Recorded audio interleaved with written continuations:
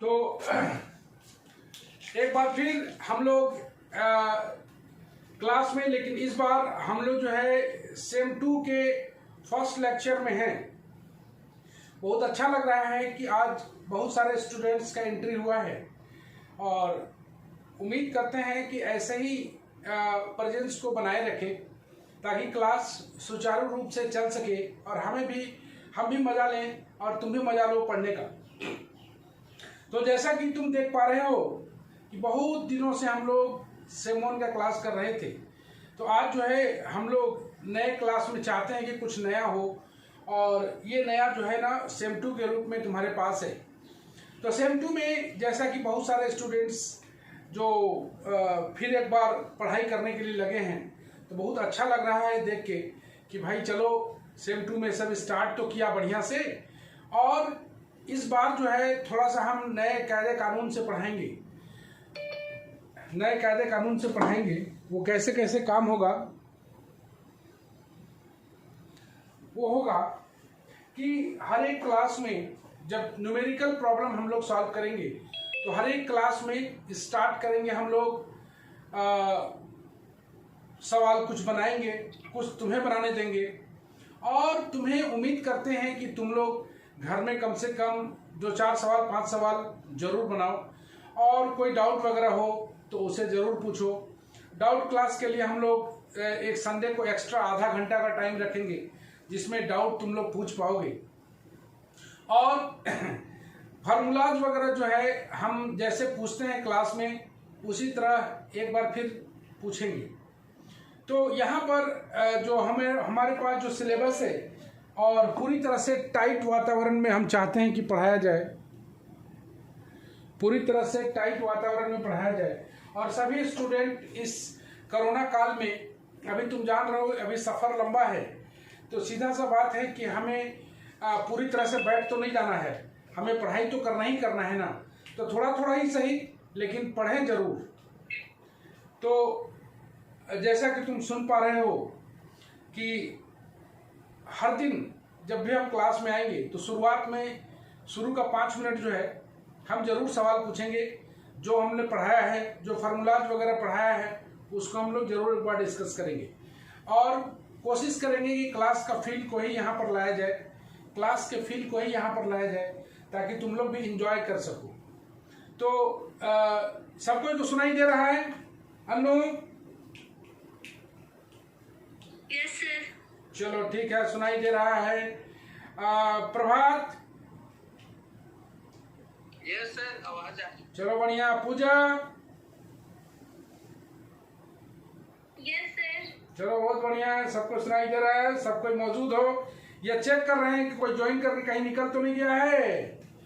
चलो Fareen? Yes sir. Good, very good, सभी कोई मौजूद हो, कोई बात नहीं। हम लोग बढ़ते हैं आगे और इसके सिलेबस पर बात करते हैं। तो यहाँ पर 3 किताब का पढ़ाई होगा। पहला होगा 3D ज्योमेट्री, दूसरा होगा इंटीग्रल कैलकुलस और तीसरा होगा रियल एनालिसिस। ये एक पूरा पेपर होगा और ये दोनों मिला के एक पेपर होगा। ये रांची यूनिवर्सिटी में जितना भी है सारे, कोई घोषणा, डोरंडा, वोमेंस कॉलेज, सारे में एक ही सिलेबस है। एक पेपर 1 होगा, एक पेपर 2 होगा, इस तरह से हम लोग पढ़ाई करेंगे। रियल एनालिसिस में 2 सेगमेंट में होगा, सेक्शन 1, सेक्शन 2, जिसको हम लोग बाद में डिस्कस करेंगे जब सिलेबस पढ़ेंगे। जो 3D ज्योमेट्री है ये तुम्हारा हो गया सिलेबस हो गया। अब 3D ज्योमेट्री में हम लोग 2D ज्योमेट्री तो बढ़िया से पढ़े हुए हैं। तो 2D ज्योमेट्री में तुम देखे होगे कि सबसे पहले जो हम लोग सीखा करते थे वो कोऑर्डिनेट सिस्टम सीखा करते थे पढ़ना। कोऑर्डिनेट सिस्टम 2D में 2 टाइप का होता था। कौन कौन 2 टाइप का होता था कोऑर्डिनेट सिस्टम? पहला होता था कार्टेशियन कोऑर्डिनेट सिस्टम और दूसरा होता था पोलर कोऑर्डिनेट सिस्टम। फिर एक बार, कार्टेशियन कोऑर्डिनेट सिस्टम और पोलर कोऑर्डिनेट सिस्टम। ओके, तो कार्टेशियन कोऑर्डिनेट सिस्टम में 2D में हम लोग देखते थे, तो हम लोग 2D से ही जाके 3D में प्रवेश करेंगे। 2D में थोड़ा सा जानकारी लेके उसी को 3D में प्रवेश करेंगे हम लोग। तो 2D में हम लोग के पास जो कोऑर्डिनेट सिस्टम का जानकारी था, दो टाइप का था। एक था कार्टेशियन कोऑर्डिनेट सिस्टम और दूसरा था पोलर कोऑर्डिनेट सिस्टम, और दोनों में इंटर रिलेशन था। तो 2D का थोड़ा सा इंट्रोडक्शन हम लोग आते हैं। Cartesian coordinate system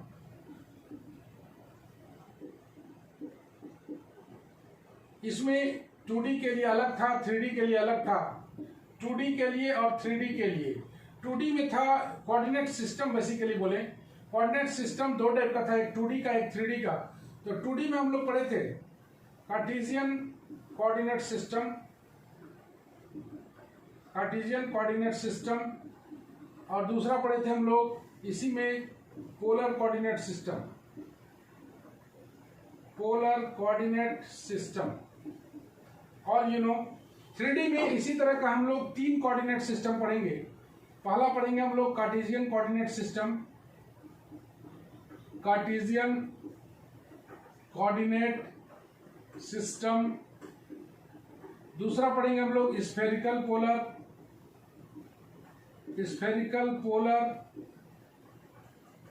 coordinate system. और तीसरा पढ़ेंगे cylindrical polar, cylindrical polar coordinate system. ये 2D का है, ये 3D का है।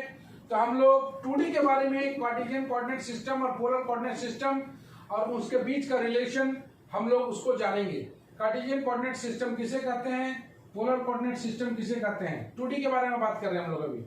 2D से ही हम लोग 3D में प्रवेश करेंगे। सबको दिखाई दे रहा है?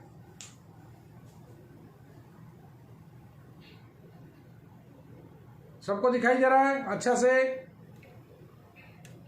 Yes sir. चलो ठीक है, यस सर। गुड। तो 2D में हम लोग जैसा कि देख रहे थे, छोटा सा हम लोग देखे थे कि यहाँ पर इसको x, इसको y ऐसे बोलते थे। सबको ही जानते हो, लेकिन मेरा काम है थोड़ा सा इंट्रोडक्शन करना। इस डिस्टेंस, ये परपेंडिकुलर डिस्टेंस होता था। इस डिस्टेंस को बोला करते थे हम लोग x, इस डिस्टेंस को बोला करते थे y। तब ये जाके कोऑर्डिनेट बनता था। x को अब्सिसा बोलते थे, y को ऑर्डिनेट बोलते थे। ये है तुम्हारा कार्टेशियन, कार्टेशियन कोऑर्डिनेट सिस्टम। और दूसरा जो आता है यहाँ पर वो आता है पोलर कोऑर्डिनेट सिस्टम। कितना कोई को याद है? जरा सा हम लोग देखें।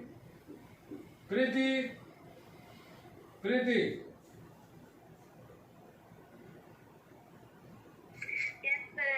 चलो पोलर कोऑर्डिनेट सिस्टम में क्या क्या होता था जरा बताओगे?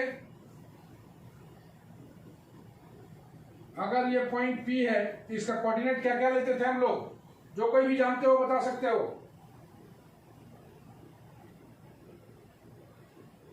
और थीटा से। और कोई? R और थीटा। इस O को बोला जाता था पोल, याद होगा तुमको। इस OX को बोला जाता था इनिशियल लाइन, याद आ रहा होगा, इनिशियल लाइन। ये एंगल को बोला जाता है थीटा और ये डिस्टेंस को बोला जाता है R। तो सीधा सा बात है कि ये P पॉइंट कहाँ पर है उसको देखने के लिए हम लोग यहाँ से यहाँ डिस्टेंस देखते थे, फिर यहाँ से यहाँ डिस्टेंस देखते थे। उसी तरह ये R थीटा है, तो यहाँ से पोल से ये कितनी दूरी पर है, और ये जो लाइन है, ये लाइन इसको बोला करते हैं हम लोग रेडियस वेक्टर। इस R को बोला करते हैं हम लोग रेडियस वेक्टर, और थीटा को बोला जाता है वेक्टोरियल एंगल, वेक्टोरियल एंगल। ये थोड़ा सा हम लोग रिलेशन बनाए, देखें कि कार्टेशियन कोऑर्डिनेट सिस्टम क्या होता है और पोलर कोऑर्डिनेट सिस्टम क्या होता है। इस O को बोला जाता है पोल, इसको बोला जाता है इनिशियल लाइन, इसको बोला जाता है रेडियस वेक्टर, इसको बोला जाता है वेक्टोरियल एंगल। तो ये इनिशियल लाइन, ये रेडियस वेक्टर कितना डिग्री का एंगल बना रहा है इनिशियल लाइन के साथ, वो एंगल होगा थीटा, और इस डिस्टेंस को बोला करते हैं हम लोग रेडियस वेक्टर। ओके,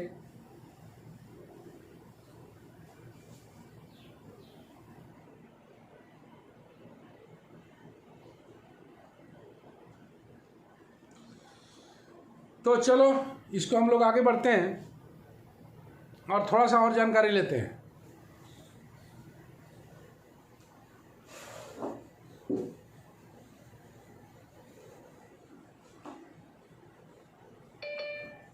कौन आ रहा है जी इतना देर से? सुन लो तुम लोग, बार बार हमको तुम लोग डिस्टर्ब करते हो। 10 मिनट के बाद नो एंट्री हो जाएगा, याद रखना है। चलो अब हम लोग प्रवेश करते हैं 3 डायमेंशन पर।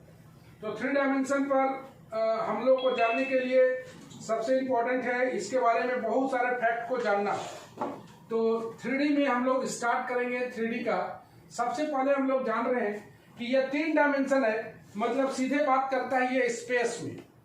हम लोग को धरातल पर कोई बात नहीं करना है, अब बात करना है हम लोग को स्पेस पे। तो स्पेस पर 2 चीज का बहुत मुख्य भूमिका होता है, वो होता है प्लेन और होता है लाइंस। तो सबसे पहले हम लोग जानेंगे 3D ज्योमेट्री का इंट्रोडक्शन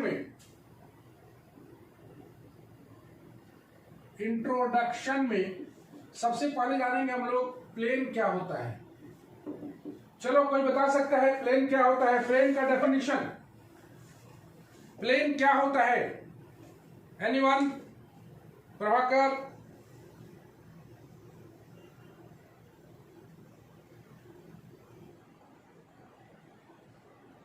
चलो कोई भी बता सकते हो, प्लेन क्या होता है? पूजा?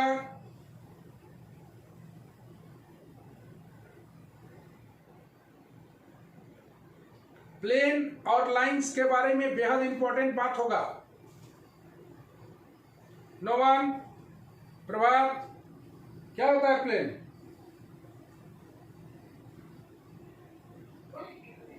डेफिनेशन आपने चलो हम तुम्हें पहले सिखाते हैं, उसी के बाद इसको हम लोग लैंग्वेज बनाएंगे। प्लेन मान लेते हैं कि देखो प्लेन जो है ना, ये मान लो इस टाइप का कोई प्लेन है। तो इस प्लेन ये एक सरफेस है, ये एक सरफेस है। इसके किसी कोई भी ऐसे सरफेस में किसी 2 पॉइंट का लाइन ज्वाइनिंग अगर पूरा का पूरा उसी सरफेस पे लाई करे तो वैसे सरफेस को हम लोग बोलते हैं प्लेन। एक बार फिर देखो, कोई भी एक सरफेस लिया, उस सरफेस के 2 पॉइंट का लाइन ज्वाइनिंग अगर पूरा का पूरा उसी सरफेस पे लाई करे तो उसे हम लोग बोलेंगे प्लेन। चलो चलो प्रीति बोलो तो क्या बोले हम?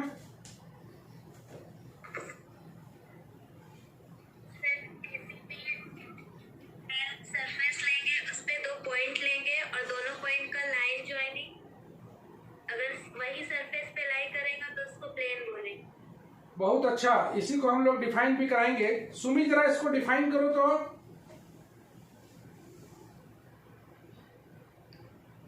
Yes sir. डिफाइन करो इसको।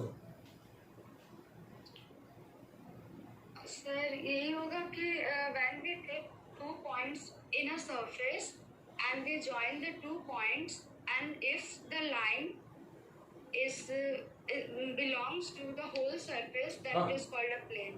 बहुत अच्छे, बहुत अच्छे। तो इस तरह से हम लोग डिफाइन कर पाएंगे। और कोई डेफिनेशन में कोई बोलने वाला है? चलो थोड़ा अंशु से भी बात कर लेते हैं, new entry. Anshu, can you hear me? Yes sir. चलो बोलो अंशु, क्या समझी?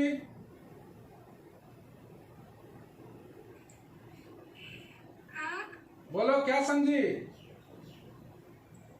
सर, किसी भी सरफेस में अगर 2 पॉइंट लेंगे और उसको अगर ज्वाइन करेंगे और वो उसी सरफेस पर लाई करेगा तो उसको प्लेन बोलते हैं। बहुत अच्छे। तो हम लोग इस फिगर की मदद से सीख लिए कि P और Q 2 पॉइंट है, इस दोनों पॉइंट का लाइन ज्वाइनिंग अगर होली लाई करे इस सरफेस पर तो हम लोग बोलेंगे प्लेन का डेफिनेशन बोलेंगे, plane is the surface, plane is the such surface in which line joining of any 2 points lies wholly on that surface। देखो तो ठीक से बन गया definition. plane is a surface, plane is such a surface, plane is such a surface in which line joining of any two points lies wholly on that surface is called a plane. Okay, और plane का equation को तुम लोग जानते हो, ये हम लोग प्लेन अलग से चैप्टर भी पढ़ने वाले हैं, प्लेन क्या होता है तत्काल हम लोग जान लें, हल्का सा introduction. Equation of the plane, equation of the plane can be written as, can be denoted as ax plus by plus cz plus d बराबर 0. Can you tell me anyone where ABC are? बोलो ABC को क्या आए? Direction ratio of the normal of plane. बहुत अच्छे, बहुत अच्छे. Where A, B, C are called direction ratio, जो कि हम लोग आगे चल के पढ़ेंगे एक chapter, direction ratio of the normal. Direction ratio of the normal मतलब ये जो प्लेन है, ये जो प्लेन है इस पर कोई परपेंडिकुलर होगा ऐसे, यहाँ पर इसी का डायरेक्शन रेशियो होगा. Direction ratio A B C, इस लाइन का direction ratio of the normal, ये तुम्हारा हो गया प्लेन. चलो प्लेन के बारे में बहुत सारी बातें हो गई, फिर हम लोग प्लेन के बारे में एडिशनल जानेंगे. अब कुछ ऐसी बातें ज्योमेट्री, 3D ज्योमेट्री से रिलेटेड कुछ ऐसी बातें जो कि तुम्हें न्यूमेरिकल बनाने में बहुत और बहुत काम देगा. तो हम लोग लाइन एंड सब प्लेन्स के बारे में कुछ जानते हैं. Lines and planes, line and planes, one by one करके हम तुम लोग से पूछेंगे, तुम लोग को बताना है. पहला पॉइंट आ रहा है through two intersecting lines, through two intersecting lines, one and only one plane passes. Through two intersecting lines, one and only one plane passes. कहने का मतलब हो गया दो इंटरसेक्टिंग लाइन बना लेते हैं. दो इंटरसेक्टिंग लाइन तुमको दिखाई दे रहा होगा, एक L है एक M है, दोनों इंटरसेक्ट कर रहा है. तो दोनों देखो through two any intersection lines, दो इंटरसेक्शन लाइंस के थ्रू से, through two intersection line one and only plane passes, एक और सिर्फ एक ही प्लेन पास करेगा. चलो पढ़ो उसको अमित.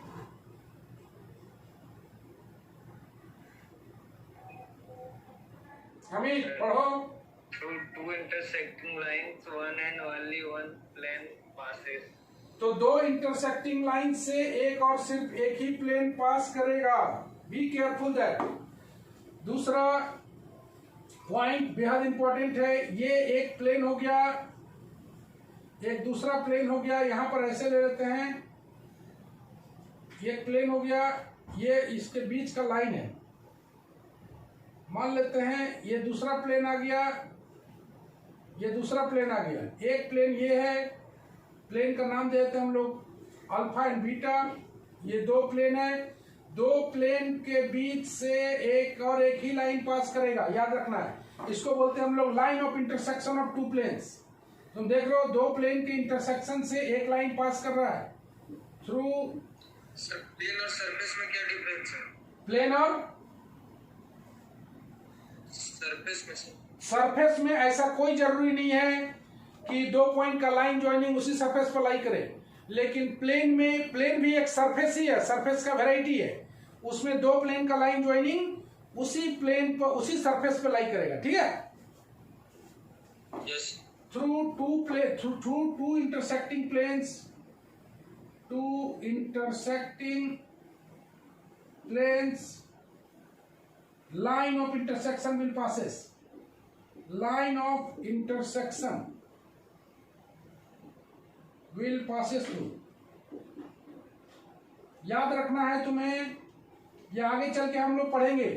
दो प्लेन के बीच से एक और एक ही लाइन पास करेगा।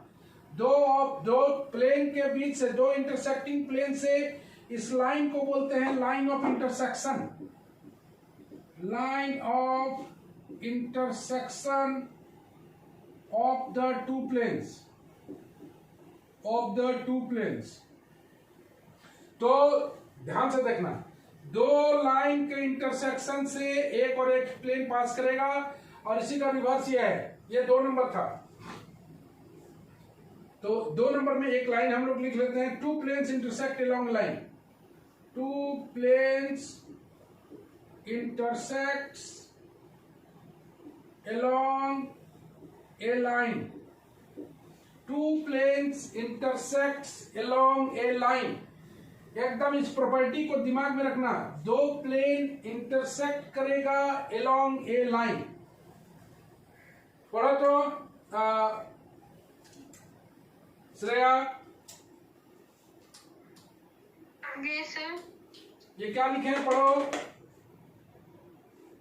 To planes intersects along a line. मतलब दो प्लेन के थ्रू से एक लाइन क्रॉस करेगा, उसे लाइन ऑफ इंटरसेक्शन बोलेंगे। फिर एक बार, दो प्लेन के थ्रू से एक लाइन पास करेगा, उसको हम लोग लाइन ऑफ इंटरसेक्शन बोलेंगे। और दूसरा, दो इंटरसेक्टिंग लाइंस है तो उसके थ्रू से एक प्लेन क्रॉस करेगा। Through two intersecting lines one and only plane passes. ये रहा हम लोग का 2 इंपॉर्टेंट पॉइंट। लास्ट में हम लोग और भी डिस्कशन करेंगे इस पर।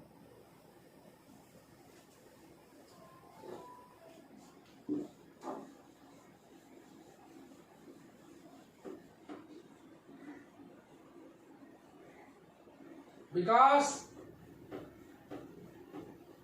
Yadav, yes sir. सुनाई दे रहा है? Yes sir.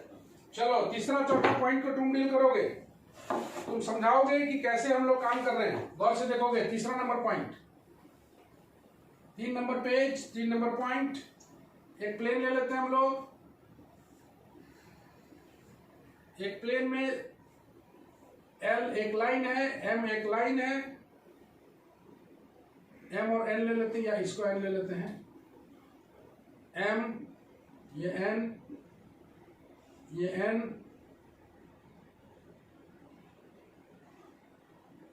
ओके। हम ये बोलना चाहते हैं, ध्यान से सुनना बात को, उसी को तुम लोग ट्रांसफर करना। ओके, ये प्लेन का नाम अल्फा है, तो बोलना चाहता है कि कोई लाइन L, ये लाइन L है, कोई लाइन L अगर perpendicular to each of the two intersecting lines हो। ध्यान से देखना, ये L जो लाइन है, M और N दोनों इंटरसेक्टिंग लाइंस बोलेंगे, याद रखना, दोनों इंटरसेक्टिंग लाइंस है, और L इस पर परपेंडिकुलर है। ओके, तो L जो है ना परपेंडिकुलर टू द प्लेन भी होगा। क्या बोले हम? विकास यादव बोलो। M और N इंटरसेक्टिंग लाइन और L इज परपेंडिकुलर प्लेन। ध्यान से देखना, M और N दोनों इंटरसेक्टिंग लाइंस है, याद रखना इंटरसेक्टिंग लाइंस है। L इन दोनों पर परपेंडिकुलर है, तुम देख पा रहे हो, ये एक परपेंडिकुलर है, दूसरा परपेंडिकुलर ये है। ओके, तो बोलना चाहता है कि L is perpendicular to also the plane, मतलब L perpendicular to the plane भी होगा, passing through these two lines. एक लाइन हम लोग लिख लेते हैं, if a line L is perpendicular to, perpendicular ऐसे लिखते हैं, perpendicular to each of the two intersecting lines, each of the two intersecting. M से कैसे परपेंडिकुलर होगा सर? भाई सीधा सा बात है, 3 डायमेंशन पर बात हो रहा है, ठीक है। ये M और N दोनों लाइंस जो है ना वो इंटरसेक्टिंग है।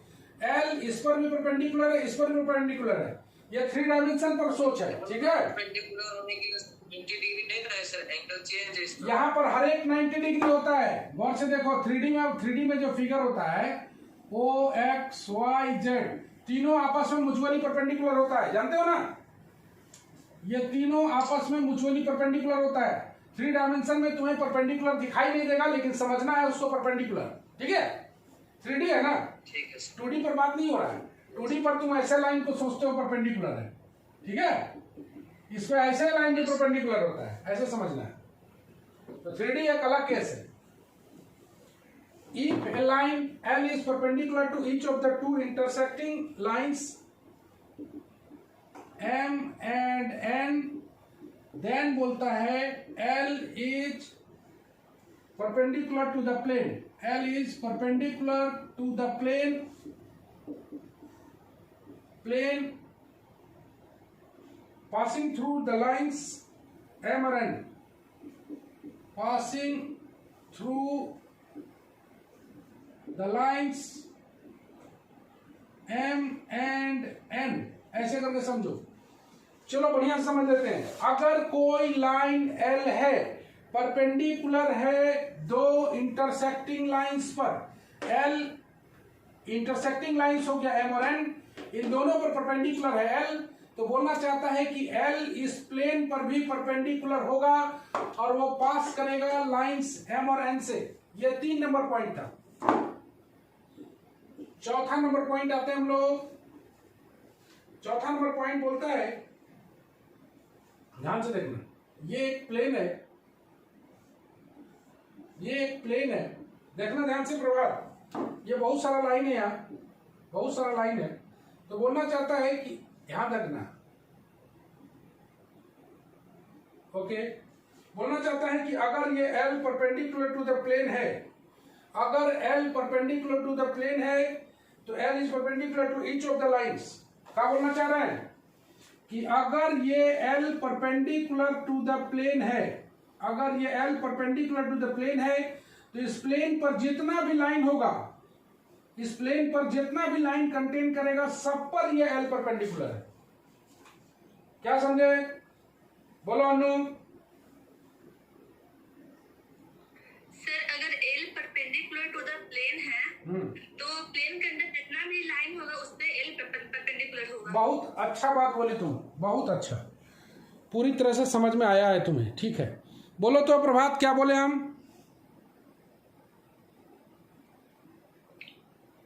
सर अगर कोई लाइन एक प्लेन पे परपेंडिकुलर है तो फिर उस प्लेन के में जितना भी लाइन होगा उस पे भी परपेंडिकुलर होगा। तो तुमको ऐसा लगता है कि ये लाइन पर ये परपेंडिकुलर कैसे दिखेगा, ये लाइन पर कैसे दिखेगा? समझ रहे हो ना? तो 3 डायमेंशन में हाँ परपेंडिकुलर दिखाई नहीं देगा, लेकिन समझना, if a line L is perpendicular to the plane, अगर कोई line perpendicular to the plane है, देन L इज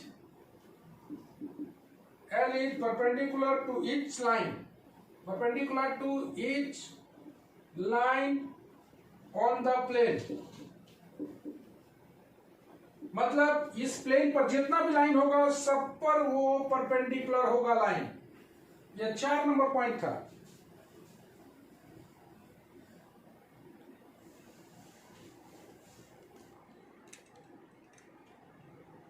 ये 4 नंबर पॉइंट है।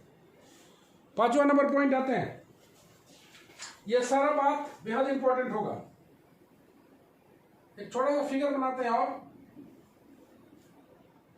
ये L है, ये M है। क्या बोलना चाह रहा है? बोलो तो, क्या बोलना चाह रहा है ये? बोलना चाहता है कि दो लाइन अगर परपेंडिकुलर है प्लेन पर तो वो आपस में पैरेलल होगा। अब देखो तो ये लाइन पैरेलल दिख रहा है इस लाइन के, LMN, देखो ये लाइन भी है, ठीक है, ऐसे ये लाइन पैरेलल है, तो दिख रहा है? नहीं दिख रहा है। वैसे if two lines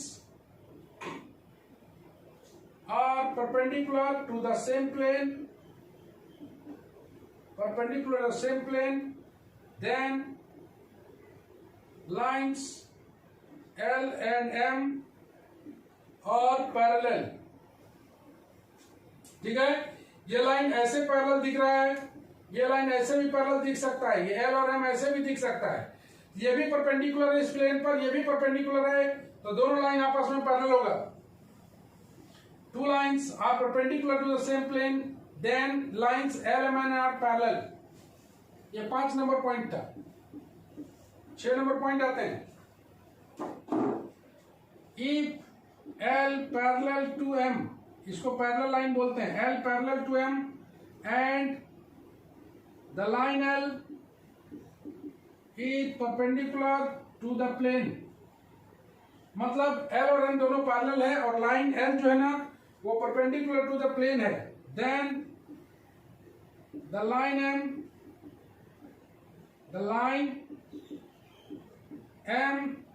is also perpendicular to the plane। बोलना चाहता है कि L अगर कोई लाइन L और M दोनों पैरेलल है और L परपेंडिकुलर है प्लेन पर, तो M भी परपेंडिकुलर होगा। ये 6 नंबर पॉइंट है। ये सारा पॉइंट का बहुत महत्व है।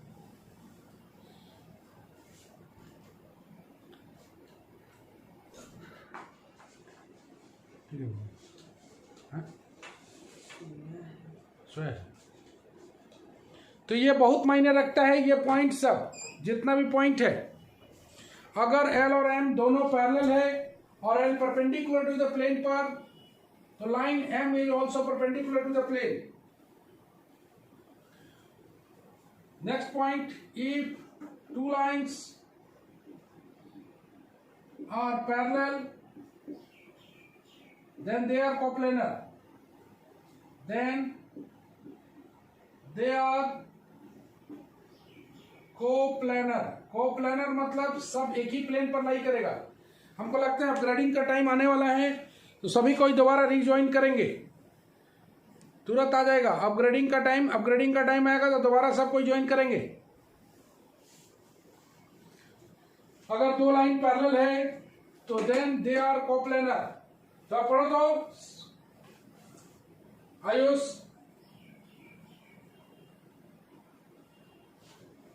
Yes sir. पढ़ो तो 6 और 7 नंबर। सर 6 लाइन बोलते हैं कि अगर दो लाइन अगर दोनों पैरेलल है तो और अगर एल भी परपेंडिकुलर टू द प्लेन है तो एम भी परपेंडिकुलर होगा उस प्लेन पे।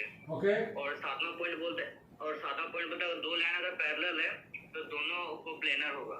दोनों कोप्लेनर होगा मतलब सेम प्लेन पर लाई करेगा। Yes sir. दो लाइन अगर पैरेलल है तो दोनों सेम प्लेन पर लाई करेगा। 5वां नंबर बोलो।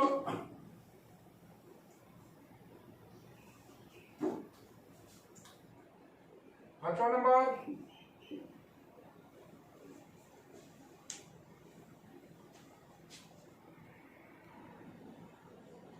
तो जैसा कि तुम देख पा रहे हो, और आज से तुम लोग का वीडियो भी अवेलेबल होगा ग्रुप पे, और ग्रुप में जो अनावश्यक है उसको छाट दिया जाएगा, और ग्रुप में तुम्हारा वीडियो भी अपलोड होगा, और वीडियो को भी जिसको दिक्कत होगा वीडियो देखेगा, और वीडियो को कृपया करके आप लोग बाहर शेयर ना करें, अपने आप तक बनाए रखें। याद रखना है, अपने आप तक बनाए रखें, बाहर शेयर ना करें। चलो, दो लाइन्स अगर पैरेलल है तो they are coplanar. Sir coplanar का मतलब समझा दें। कोप्लेनर का मतलब सेम प्लेन पर जो लाइन्स लाई करता है उसे कोप्लेनर बोलते हैं। कोप्लेनर मतलब सेम प्लेन पर लाई करेगा, एक ही प्लेन। दो लाइन अगर पैरेलल है तो दोनों सेम ही प्लेन पर लाई करेगा, मतलब कोप्लेनर होगा। बहुत अच्छे, जो भी डाउट है पूछ सकते हो तुम लोग। नेक्स्ट आता है 8 नंबर पॉइंट।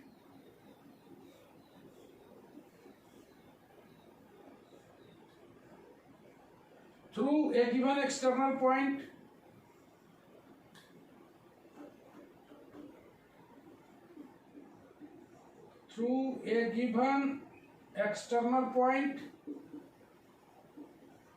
एक गिवन एक्सटर्नल पॉइंट से one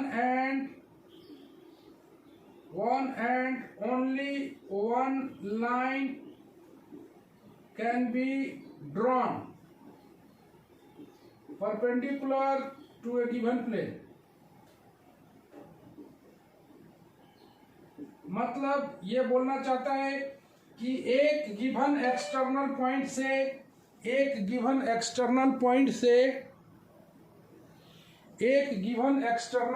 से one and only one line can be drawn perpendicular to the given plane।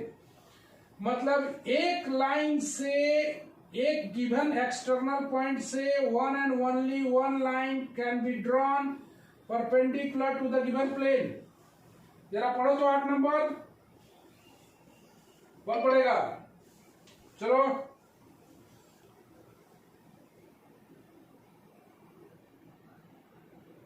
Priyanshu. हाँ चलो प्रियांशु पढ़ के बताओ जी 8वां नंबर।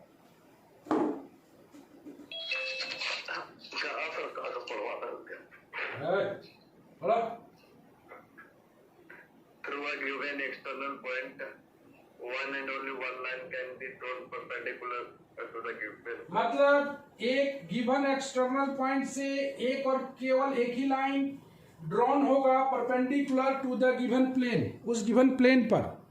तो ये जितना भी पॉइंट तुम्हें बताया गया है सारा का सारा बेहद बेहद इंपॉर्टेंट पॉइंट बताया गया है, बहुत ज्यादा इंपॉर्टेंट, ये सारा का यूज होगा। तो इस सारे को एक 1 बाय 1 8 पॉइंट तुम्हें बताया गया है। तो अगली क्लास में हम जो पूछेंगे वो किसी से भी 4-5 पॉइंट तो पक्का पूछने वाले हैं। तो तुम्हें बताना पड़ेगा, जो जो आसान आसान है उसको भी बता सकते हो। अगर कोई लाइन परपेंडिकुलर है प्लेन पर तो L perpendicular to the each line होगा। प्लेन जितना भी कंटेन करेगा लाइंस को, सारे लाइन पर वो परपेंडिकुलर होगा। ये दूसरा, दो लाइन अगर perpendicular to the same plane है तो लाइंस L और M आपस में पैरेलल होगा। L और M अगर पैरेलल है, L is perpendicular to the line है, L is perpendicular to the plane है, then the line M is also perpendicular. L perpendicular है तो M भी परपेंडिकुलर होगा। दो लाइंस अगर पैरेलल है तो दे आर कोप्लेनर होगा। एक और एक गिवन एक्सटर्नल पॉइंट से एक और एक केवल एक ही लाइन ड्रॉ हो सकता है जो परपेंडिकुलर हो उस गिवन प्लेन पर। ये 3D का बेहद और बेहद इंपॉर्टेंट पॉइंट्स है इंट्रोडक्शन में। ये कैसे कैसे हम लोग याद रखना है कि पूरा क्लास वाला फील को लाने की कोशिश करना है। जैसे हम लोग क्लास में पूछते थे, तुम लोग बताते थे, उसी तरह का ऑनलाइन में भी होना चाहिए। और शुरू का 10 मिनट ही एंट्री टाइम रहेगा, बल्कि 8 मिनट एंट्री टाइम रहेगा। तो एंट्री टाइम में सभी कोई को इंटर मार लेना है, याद रखना है। तो ये रहा बहुत सारी बातें किसके बारे में। तो ये सारी बातें हुई 3D का इंट्रोडक्शन क्लास में। तो अगले क्लास में जो हम लोग बात करेंगे वो बात करेंगे कोऑर्डिनेट सिस्टम पर। जैसे तुम देखे हो कार्टेशियन कोऑर्डिनेट सिस्टम में हल्का सा लाइन बताते हैं कि एक्स वाई जेड क्या होता है, इस पर हम लोग बात करेंगे थोड़ा सा आगे। गौर से देखो, ये एक्स है, ये वाई है, ये जेड है। तो अगर यहाँ पर P पॉइंट को लिखते हो एक्स वाई जेड तो इसका मीनिंग कैसे निकालते हैं हम लोग कि कौन सा एक्स होगा, कौन सा वाई होगा, कौन सा जेड होगा। तो इसके लिए एक परपेंडिकुलर ड्रॉ किया जाता है एक्स वाई प्लेन पर। P से एक परपेंडिकुलर ड्रॉ किया गया है कहाँ पर? एक्स वाई प्लेन पर। देख रहे हो 3 प्लेन है, X Y plane, Y Z plane, Z X plane, 3 plane है। यहाँ पर 3 प्लेन्स होते हैं, 3 planes, X O Y, Y O Z और साथ में जेड ओ एक्स, ये 3 प्लेन है। ओके, कभी कभी इस एक्स ओ वाई प्लेन को कभी कभी हम लोग एक्स वाई प्लेन भी बोलते हैं, वाई ओ जेड प्लेन को हम लोग वाई जेड प्लेन भी बोलते हैं, और जेड ओ एक्स को हम लोग जेड एक्स प्लेन भी बोलते हैं। ये प्लेन्स है। Okay, 3 planes. स्पेस पर कोई पॉइंट एक्स वाई जेड है तो P से परपेंडिकुलर ड्रॉ किया गया एक्स वाई प्लेन पर, यहां से एक परपेंडिकुलर ड्रॉ होगा ऐसे, और यहां से एक परपेंडिकुलर होगा। ओके, इस Q पॉइंट से 2 परपेंडिकुलर है, एक M और एक N। तो याद रखना है ये डिस्टेंस को बोला जाता है Z, ये डिस्टेंस को बोला जाता है X और ये डिस्टेंस को बोला जाता है Y। मतलब QM बराबर Y होगा, OM बराबर X होगा, MQ बराबर Y होगा और QP बराबर Z होगा।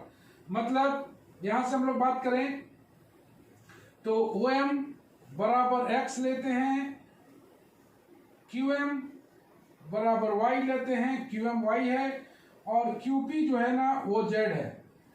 इसी को तब बोलते हैं PXYZ be a point in space, be a point in space। Sumi क्या बोले हम, बोलो तो।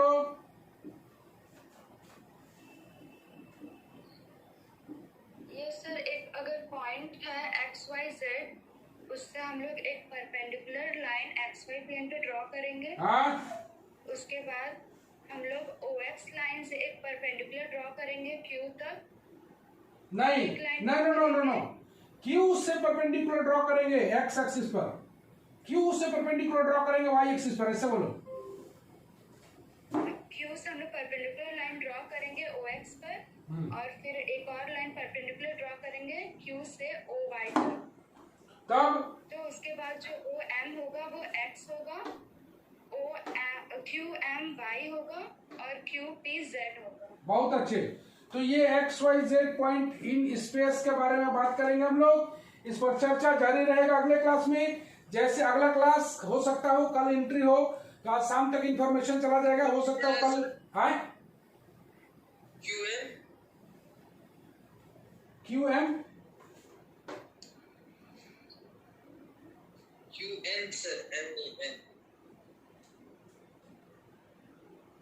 नहीं QM है, QN तो वही हो गया ना, ये दोनों पैरेलल है, दोनों बराबर है, ठीक है, ये बराबर है। ओके, तो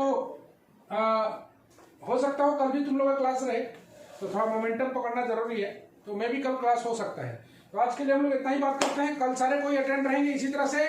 बहुत अच्छा लगा आज तुम लोग से मिलके क्लास में, और 3D तुम लोग पढ़ने के लिए इंटरेस्ट दिखा रहे हो, बहुत बढ़िया है, ऐसे इंटरेस्ट जारी रखना है। होम टास्क वगैरह मिलता रहेगा, बनाते रहेंगे। कल जितना भी पढ़े हैं सब पहले हम लोग 5 मिनट पूछेंगे, उसके बाद फिर आगे मूव करेंगे। चलो आज के लिए बस इतना ही, bye bye everybody. Thank you, sir. Hi, sir. Apply start, sir. Good night, sir.